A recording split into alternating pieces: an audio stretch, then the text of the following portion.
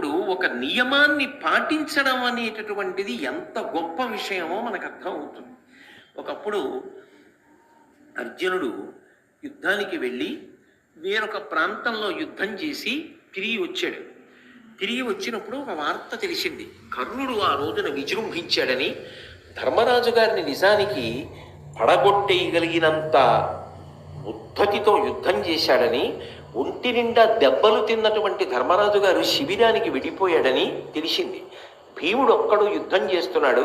ఆ రోజున భీముడు కానీ ఏ కారణం చేతనైనా దుర్యోధనుడి మీదకి వెళ్ళి తీవ్రమైన యుద్ధం చేయకపోతే, దుర్యోధనుడిని రక్షించుకోవడానికి కర్ణుడు అటు తిరగకపోతే, కర్ణుడి చేతిలో ధర్మరాజు ఏమై ఉండేవాడు. అంత గొప్ప యుద్ధం చేశాడు కర్ణపర్వంలో. ఆ యుద్ధం చేస్తున్నప్పుడు కర్ణుడు ప్రయోగించిన బాణముల చేత ధర్మరాజు గారి శరీరం అంతా తూట్లు పడిపోయింది. అంత బాధపడిపోయి యుద్ధ భూమిలో ఉండలేక శిబిరానికి తిరిగి వచ్చేసాడు. వచ్చేసి పాంపు మీద పడుకున్నాడు.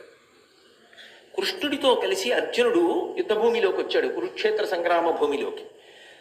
దెబ్బతిన్నటువంటి ధర్మరాజు గారు శిబిరానికి వెళ్ళాడని తెలిసింది. గబగబా అన్నగారిని చూద్దామని అర్జునుడు, కృష్ణ పరమాత్మ ఇద్దరు వచ్చారు. ధర్మరాజు గారు వెంటనే లేచి తల్పం మించి మహానందపడిపోయి, ఆ కర్ణుణ్ణి చంపేశావా అర్జున? 13 సంవత్సరములైందయా నేను కంటి నిండా నిద్రపోయి.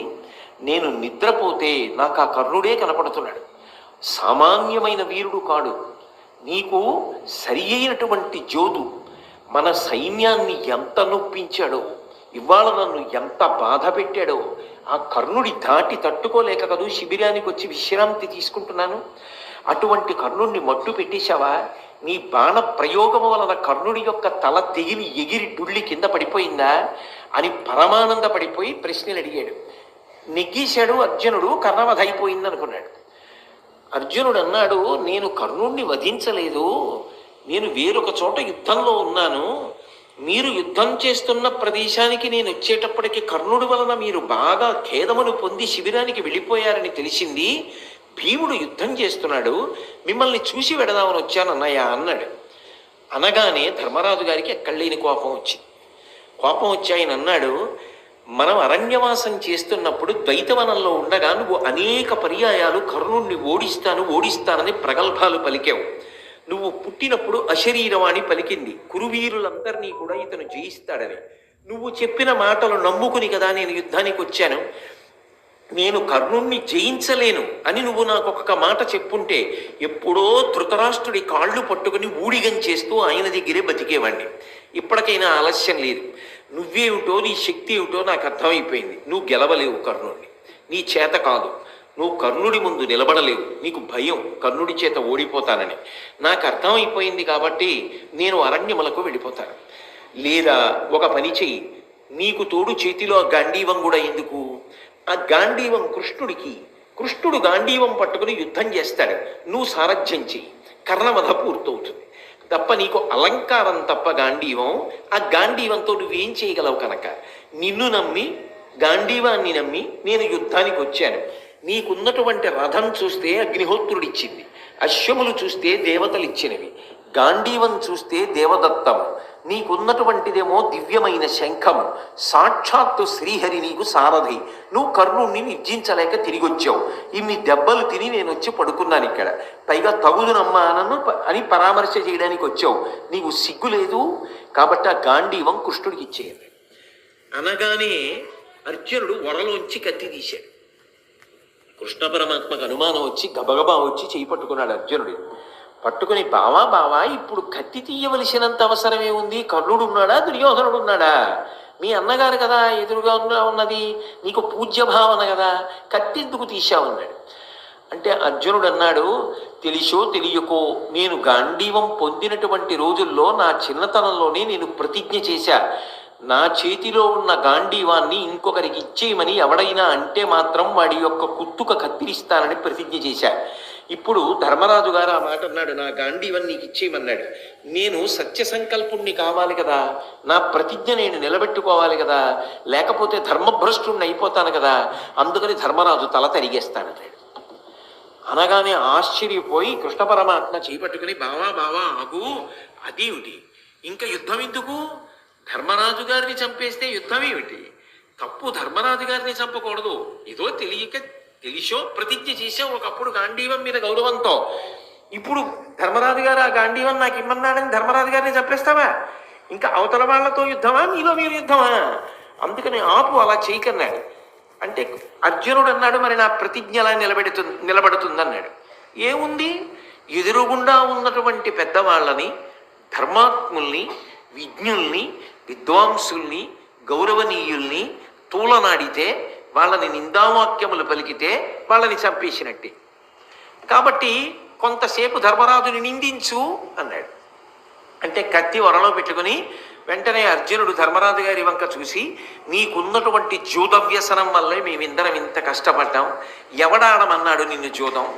ఆ రోజున శకునితో మాయాపాచికలాడావు, అరణ్యవాసం వచ్చింది, అజ్ఞాతవాసం వచ్చింది, నువ్వు ఎప్పుడన్నా యుద్ధం చేశావా? యుద్ధంలో ముందు నించున్నావా? నీకన్నా వెనక పుట్టిన భీమసేనుడు అక్కడ యుద్ధం చేస్తున్నాడా? నువ్వు వచ్చి శిబిరంలో పడుకున్నావా? పైగా నా గాంధీవం మీద నీకు అలకొచ్చిందా? ఇంతమందిని ఓడించి పీనుగు పెట్టలు చేసి నువ్వు ఎక్కడికో వెళ్ళి విశ్రాంతి తీసుకుంటున్నావు అంటే అసలు బాగున్నావో లేదో అని చూడ్డానికి వచ్చానా? చూడ్డానికి వచ్చిన వాడిని తిడుతున్నావా? అసలు నీకోటి యుద్ధం చేయడం వచ్చా? నువ్వు ఎప్పుడన్నా వెళ్ళి చాలా మందిని చంపి వచ్చిన వాడివా? మహావీరుడివా? తగుదనమ్మా అని ఏం మాట్లాడుతున్నావు అన్నాడు. అని కృష్ణుడి వంక చూశాడు. నింద చేయమన్నాడుగా, ఓ దండకం జరిగేశాడు. అనగానే కృష్ణుడు నవ్వన్నాడు, బావా అయిపోయింది, నీ ప్రతిజ్ఞ నెరవేరిపోయింది, పద పెడదాం అన్నాడు. ధర్మరాజు గారి తలపం దిగి వెళ్ళిపోతున్నాడు. అదేవిడు బావా నువ్వెక్కడికి వెళ్ళిపోతున్నావు అన్నాడు. చాలే, అర్జునుడు అన్న మాటలకి నా మనసు విరిగిపోయింది, నేను అరణ్యానికి పోయి తపస్సు చేసుకుంటాను, వెళ్ళిపోతున్నాను అన్నాడు. అయ్యో అదే నువ్వు వెళ్ళిపోతే ఎలాగయ్యా బాబా, అసలు యుద్ధం అంతా నీకోసమే కదా చేస్తున్నది, నువ్వు పట్టాభిషేకం చేసుకోవాలి, అలా తొందరపడకు, ఏదో ఆయన ప్రతిజ్ఞ నెరవేరడానికి నిన్ను తిడితే నిన్ను చంపేసినట్టు కాబట్టి నిన్ను తిట్టమన్నాను, నింద చేయమన్నాను, కాబట్టి మళ్ళీ కూర్చో అని కూర్చోబెట్టాడు. కూర్చోబెట్టిన తర్వాత అర్జునుడు మళ్ళీ కత్తి తీసాడు. ఇదేడు బాబా మళ్ళీ కత్తి తీసామన్నాడు. నన్ను నేను పొడి చేసుకుంటాను అన్నాడు. ఎందుకు పొడి చేసుకోవడం అన్నాడు. ఇంతటి ధర్మమూర్తి, ఇంతటి మహానుభావుడు అన్నగారిని నిందించాను కాబట్టి ఇప్పుడు నాకే పాపం వచ్చింది? అన్నగారిని చంపేసిన పాపం వచ్చింది కదా, అందుకని నన్ను నేను పొడి చేసుకుని చచ్చిపోతాను అన్నాడు. మళ్ళీ ఇదోటే అని కృష్ణుడు గబగబా కత్తి వరలో పెట్టి నేను చెప్తాను దానికని, ధర్మరాజు గారిని తిట్టినటువంటి దోషం నీకు పోవాలంటే, ఆయన్ని నిందించినటువంటి పాపం తొలగిపోవాలంటే, అన్న మాట పోకుండా నువ్వు మరణించినటువంటి ఫలితం కలగాలంటే నిన్ను నువ్వు పొగిడేసుకోసారి అన్నాడు. అనగానే మళ్ళీ కత్తి లోపల పెట్టుకుని, ఎంతమందిని చంపాను, పీనుగ పెంటలు చేసేసాను, పెద్ద పెద్ద కుప్పల కింద పడిపోయే శవాలు నేను కురుక్షేత్రంలో యుద్ధం చేస్తే, నేను గాంధీవం పట్టుకుని టంకారం చేస్తే నిలబడగలిగిన వాడు ఉన్నాడా శత్రుభూమిలో? ధర్మరాజు గారు అశ్వమేధయాగం చేసినప్పుడు నేను ఎంత దిగ్విజయ యాత్ర చేసి ఎంత ధనం తీసుకొచ్చాను, ఆ ధనంతో కదా ధర్మరాజు అశ్వమేధయాగం చేశాడు. నేనే లేకపోతే పాండవులు ఇంత ధైర్యంగా ఎలా నిలబడగలరు? వీళ్ళందరికీ మూలస్తంభం నేనే అని మళ్ళీ ఓ దండకం జరిగి కృష్ణుడి వంక చూశాడు. అయిపోయింది నాయన, నువ్వు చచ్చిపోయినట్టే, ఎందుకంటే నిన్ను నువ్వు పొగుడుకున్నావు కదా, నువ్వు మరణించినట్టే, ఇప్పుడు కత్తి లోపల పెట్టు అన్నాడు. అన్న తర్వాత ధర్మరాజా ఆశీర్వచనం చెయ్యి, ఇవాల్టితో కర్ణవధ అయిపోతుంది, బెంగపెట్టుకోకన్నాడు. భారతంలోనే తన్ను తాను పొగడుకున్నవాడు తాను చచ్చిన ఆ రోజున తాను చావడంతో సమానము అన్నదానికి అది ఉపాఖ్యానం అయినప్పుడు, తనని తాను పొగుడుకోవడం ఎంత హేయమైన విషయం అది తెలుసుకున్న నాడు ఐందానికి కాంద్యానికి ప్రతిదానికి తనని తాను పొగుడుకోవడం అనేటటువంటి ఒక బలహీనత